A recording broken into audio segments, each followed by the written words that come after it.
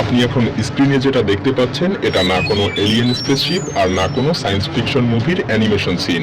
এটা হলো Steve jobs বা অ্যাপেলের সেই প্রোডাক্ট যেটা কেউ কখনো কিনতে পারবে না।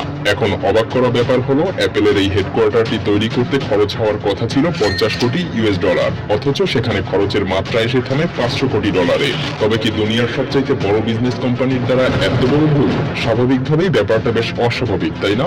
তবে এই অ্যাপল পার্কে বেশ কিছু ইন্টারেস্টিং জিনিসও কিন্তু লুকিয়ে আছে। অ্যাপেলের এই হেডকোয়ার্টার 40টা ফুটবল মাঠের সমান, যেটাকে আপনি একটা হাইটেক ফিউচারিস্টিক সিটিও বলতে পারেন, কারণ জীবন ধারণের জন্য প্রায় সব জিনিসই এখানে বিদ্যমান, যেমন খাবারের জন্য ক্যাফেটেরিয়া, সুস্বাস্থ্যের জন্য জিম, মেডিকেল ইমার্জেন্সি ইত্যাদি। কিন্তু সবচেয়ে বড় ইন্টারেস্টিং ব্যাপার হলো হেডকোয়ার্টারটি মাটির উপরে নয়, তাই যে কোনো বড় ধরনের ভূমিকম্পেরও আশঙ্কা নেই। এমনকি এত বিশাল একটি হেডকোয়ার্টার সম্পূর্ণ নবায়নযোগ্য সোলার সিস্টেম দ্বারা পরিচালিত।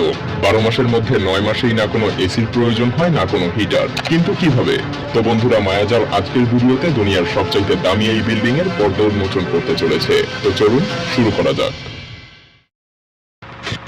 And we've come up with a design that puts 12,000 people in one building. এটা ছিল স্টিভ জবসের স্বপ্ন, যেটা তিনি 2011 সালে সিটি কাউন্সিলের সামনে বলেছিলেন। কিন্তু এই স্বপ্ন তার ছিল 2004 সাল থেকেই। মূলত তিনি তার কর্মচারীদেরকে এমন একটা পরিবেশ দিতে চাচ্ছিলেন যেখানে পরিবেশ আর বিল্ডিং এর মাঝখানে কোনো ক্রস লাইন থাকবে না। নিজের তৈরিকৃত প্রোডাক্টস এর মতো সে এমন একটা হেডকোয়ার্টার বানাতে চেয়েছিল যেটা আগামী কয়েক দশক পর্যন্ত পরবর্তী কোম্পানিগুলোকে ইন্সপায়ার করতে পারবে, এবং জবস সেটা করেও দেখিয়েছেন তার জীবনের শেষ কিছু সময়ে। তবে তিনি তার স্বপ্নকে সত্যি হতে দেখে যেতে পারেননি। অক্টোবর 2011 সালে অ্যাপলকে টিম কুকের কাছে হস্তান্তর করে তিনি পৃথিবী থেকে বিদায় নেন। কিন্তু অবাক করা বিষয় হলো এই ক্যাম্পাসটি তৈরি করার পূর্বে সে $50 কোটি খরচের একটা অনুমান করলেও 8 বছর পর ক্যাম্পাসটি যখন পুরোপুরিভাবে তৈরি হয়ে যায় তখন এর খরচের মাত্রা গিয়ে দাঁড়ায় $5 বিলিয়ন, অর্থাৎ $500 কোটি। কিন্তু আরো ইন্টারেস্টিং ব্যাপার হলো 2008 সালে এই টাকাটা অ্যাপলের টোটাল ক্যাশ রিজার্ভের 2% ছিল, আর বর্তমানে এই টাকাটা তাদের কাছে অতি নগণ্য। কারণ অ্যাপল বর্তমানে $2.08 ট্রিলিয়ন সাথে সাথে দুনিয়ার সকল বিলিয়নার্সদেরকেও পেছনে ফেলে দিয়েছে।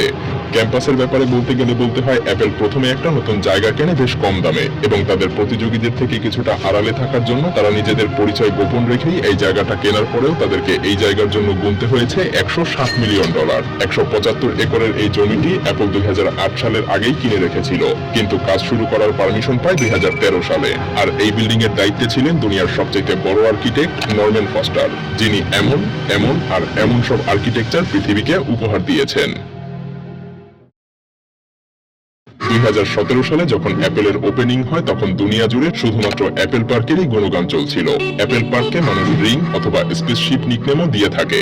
এই গোলাকার বিল্ডিংটায় 2.8 মিলিয়ন স্কয়ার ফিটের অফিস স্পেস আছে, যেখানে অনায়াসেই 12,000 কর্মী কাজ করতে পারে। এই বিল্ডিং পৃথিবীর সবচাইতে বৃহত্তম কার্ভ গ্লাস প্যানেল দিয়ে তৈরি, আর প্রায় 3000 গ্লাস প্যানেল দিয়ে বেষ্টিত। এই ক্যাম্পাসের বাইরে এবং ভেতরে দুই পাশেই গ্যালারির মতো জায়গা রাখা হয়েছে, যাতে কর্মচারীরা বের হতে বা প্রবেশ করার সময় হাঁটতে হাঁটতেই এই ক্যাম্পাসের সম্পূর্ণ সৌন্দর্য উপভোগ করতে পারে। তবে অ্যাপেল পার্ক কিন্তু শুধুমাত্র এই বিল্ডিং এর জন্য বিশ্বজুড়ে বিখ্যাত না। এই ক্যাম্পাসে 3 লাখ স্কয়ার ফুটের 2টা রিসার্চ ডেভেলপমেন্ট বিল্ডিংও রয়েছে, যেখানে 2000 জন কর্মী একসাথে কাজ করে। সেই সাথে অ্যাপেল তার কর্মচারীদের ফিটনেসের কথা চিন্তা করে বানিয়েছে 1 লাখ স্কয়ার ফিটের একটি ওয়েলনেস সেন্টার, যেখানে ইয়োগা থেকে শুরু করে সব ধরনের লেটেস্ট ফিটনেস মেশিন রয়েছে। সেই সাথে এখানে রয়েছে একটি ভিজিটিং বিল্ডিং, আন্ডারগ্রাউন্ড পার্কিং এবং অডিটোরিয়াম। ভিডিওর শুরুতে আমরা বলেছিলাম অ্যাপেলের এই বিল্ডিংটি কিন্তু মাটির উপরে দাঁড়ানো নয়। তো এখন প্রশ্ন হলো, মাটি নয় তাহলে কি 12,000 এমপ্লয়ি নিয়ে এটা হাওয়ায় ভেসে আছে? না, অ্যাপল কোম্পানি এখন সেই প্রযুক্তির ছোঁয়া পায়নি। এই বিল্ডিংটি বানানো হয়েছে বেজ আইসোলেশন টেকনোলজি দিয়ে, অর্থাৎ এই বিল্ডিংটি 692টি স্টেইনলেস স্টিল প্লেটের উপরে দাঁড়িয়ে আছে, যা অনেকটা এভাবে কাজ করে। তার মানে পুরো বিল্ডিং এই প্লেটসগুলোর উপরে দাঁড়িয়ে থাকে, আর যা কিনা যে কোনো প্রাকৃতিক বিপর্যয়ের সময় 4 ফিট পর্যন্ত কোনো ক্ষয়ক্ষতি ছাড়াই যে কোনো ডিরেকশনে মুভ করতে পারে। শুধু তাই নয়, এই প্রযুক্তি এতটাই কার্যকরী যে প্রায় 8-এর বেশি ম্যাগনিটিউড ঝটকাকেও সহজে নিয়ে নিতে পারে। আর অ্যাপেলের এই বিশাল ক্যাম্পাসকে সুরক্ষিত রাখতে স্টিভ জবস নিজেই এটাকে পছন্দ করেছিলেন। তবে জাপানের এই প্রযুক্তিটি শুধুমাত্র অ্যাপেলের মেইন বিল্ডিং না, বরং অ্যাপেল পার্কের অডিটোরিয়াম, যাকে স্টিভ জবস থিয়েটার বলতো, সেখানেও ব্যবহার করা হয়েছে। এই অডিটোরিয়ামটি স্পিকারবিহীন 155 ফিট জায়গার উপরে মেটালিক কার্বন ফাইবার দিয়ে তৈরি করা হয়েছে। একসাথে 1000 লোক ধারণ করার পরেও পুরো জায়গাটাকে আপনার খালি বলেই মনে হবে না। অ্যাপেলের কাছে কোনো জাদুবিদ্যা নেই যার ফলে এমনটা মনে হয়। আসলে থিয়েটারের আসল রূপ গ্রাউন্ড ফ্লোরে, উপরে শুধু এই কাচের দেয়াল।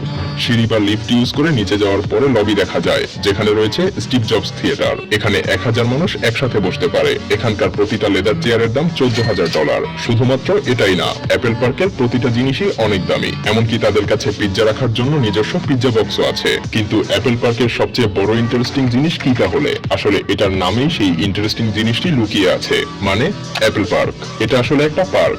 এটাই পৃথিবীর একমাত্র কাজের জায়গা যেটা কিনা 9000-এরও বেশি গাছ দিয়ে আচ্ছাদিত, যার মধ্যে উল্লেখযোগ্য এপ্রিকট, অলিভ, চেরি, পাল্ম এবং অবশ্যই অ্যাপেল গাছও রয়েছে। মূলত অ্যাপেল পার্কে এত গাছ লাগানোর একমাত্র কারণ ছিল এটা শুধুমাত্র কাজের জায়গা নয়, বরং তাদের কর্মীদের জন্য একটা নেচার ফ্রেন্ডলি আবহাওয়া তৈরি করা। আর এই অ্যাপেল পার্কের প্রয়োজনীয় বিদ্যুতের সরবরাহ আসে নবায়নযোগ্য শক্তি থেকে। অ্যাপেলের স্পেসিফিক রিং বিল্ডিং এর উপরে লাগানো হয়েছে 72 মেগাওয়াটের সোলার প্যানেল, যেখান থেকে পুরো ক্যাম্পাসে বিদ্যুৎ সরবরাহ করা হয়। শুধু তাই নয়, অ্যাপেল তাদের সকল প্রোডাক্টেও রিনিউয়েবল এনার্জি ব্যবহার করে। এই কাজকে আরো সহজ করে অ্যাপেল বিল্ডিং এর ন্যাচারাল ভেন্টিলেশন সিস্টেম। তাপমাত্রা বাড়া বা কমার সাথে সাথে এখানকার অপটিমাম তাপমাত্রা অটোমেটিকই সেট হয়ে যায়, কারণ এখানে বাইরের বাতাস সহজেই ভেতরে প্রবেশ করতে পারে আর ভেতরেরটা বাইরে, মানে কর্মীদের সাথে সাথে এই বিল্ডিং নিজেও শ্বাস প্রশ্বাস নেয়। এখানকার তাপমাত্রা গরম ঠান্ডার তারতম্যে 20 ডিগ্রি সেলসিয়াস থেকে 25 ডিগ্রি সেলসিয়াসের মধ্যেই থাকে। তাই বছরের 9 মাসই না লাগে কোনো এসি না কোনো হিটার।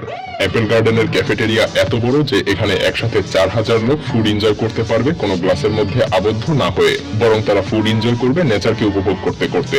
এছাড়াও এখানে রয়েছে 3.2 কিলোমিটার রানিং পাথ, 1000 সাইকেল, এমনকি এখানে আন্ডারগ্রাউন্ড পার্কিং সিস্টেমও রয়েছে, যেখানে 14000 গাড়ি পার্ক করা যায় যাতে করে বাইরের সৌন্দর্য নষ্ট না হয়। আরো রয়েছে একটা ইয়োগা সেন্টার এবং 2টা ফিটনেস সেন্টার। সেই সাথে ক্যাম্পাসের সৌন্দর্য আরো বাড়ানোর জন্য এর সেন্টারে রয়েছে রংধনুর মতো একটি স্থাপনা। এই রংধনুর কালার অ্যাপেলের পুরনো লোগোর মতোই ইউজ করা হয়েছে। এরপর আসে অ্যাপেলের ভিজিটিং সেন্টার, যেখানে আপনি আপনার আইপ্যাডে সহজেই অ্যাপেল পার্কের পুরো একটা রিয়েল ভার্সন দেখতে পাবেন। 10,000 ফুটের এই এরিয়াতে রয়েছে অ্যাপেলের সব ধরনের লেটেস্ট প্রোডাক্ট, যেখানে 1916 সালে বানানো একটি বার্নও আছে, অ্যাপেল যেটাকে মেইনটেনেন্স টুল রাখার জন্য ব্যবহার করে। আপাত দৃষ্টিতে এটা আসলে শুধুমাত্র কাজের জায়গা নয়, বরং এটা একটা অ্যাপেল সিটি। এখন আপনারাই বলুন, অ্যাপেল এই পার্ক বানানোর আগে যে মিসক্যালকুলেশন করেছিল সেটা করা স্বাভাবিক নয় কি?